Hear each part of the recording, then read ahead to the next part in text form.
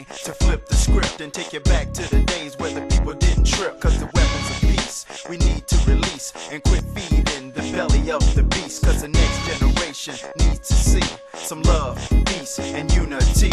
I look out my window and it just ain't there. We need to lead by example, show somebody cares. The people call us, the shots call us. We still got to care for our sons and daughters. When all of this will never be defeated.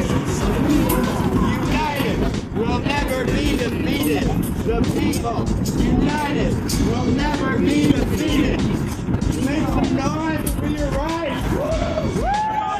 Yesterday, as many of you probably know, they issued a $46 million cut to the UW system. And I think that's kind of bogus.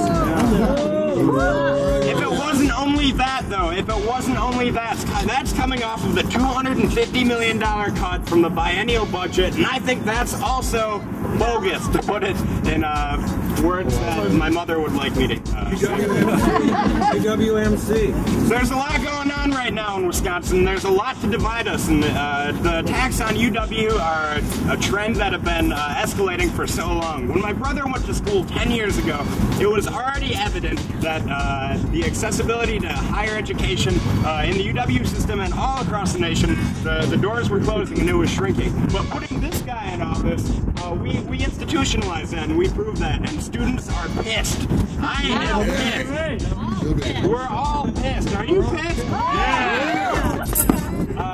Yeah, so we've got a lot of work ahead of us, so it's interesting. I'm trying to analyze. I'm using my critical thinking skills that I used, that I learned at college, which I don't know if you can necessarily relate very well to this, so I'm going to try and flunked out of college, indeed. Kicked out for cheating in an election. For cheating in an election. Our elections committee and our SGA would be very disappointed in him. That would not stand at a public UW school, but I guess that's why we attract the best and brightest minds. So, this guy, alright, so I'm taking my finals last year in December, and you know, I'm getting ready to go home for winter break, and I hear the news of this $46 million cut. He waits until the day after finals and the day before Christmas Eve when people are going home to announce this. Does he think he can silence us?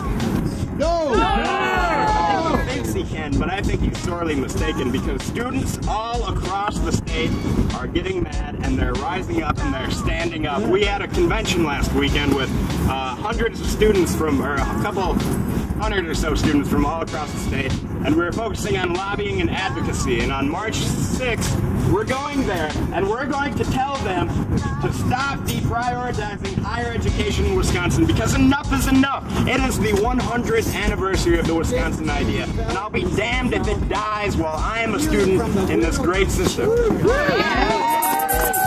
got a lot of work ahead of us. There's rumors that there's going to be another recalculation of the labs conveniently just after students leave for this semester. But we're ready, and we're ready to bring it on. So those people in there, you know, that's where all the money folks are in there. I don't know why I didn't get invited as a representative of students, because apparently when there's budget shortfalls, they think that students have all the answers and can bear the brunt of that load. My invitation must have gotten lost in the mail. I understand, I guess.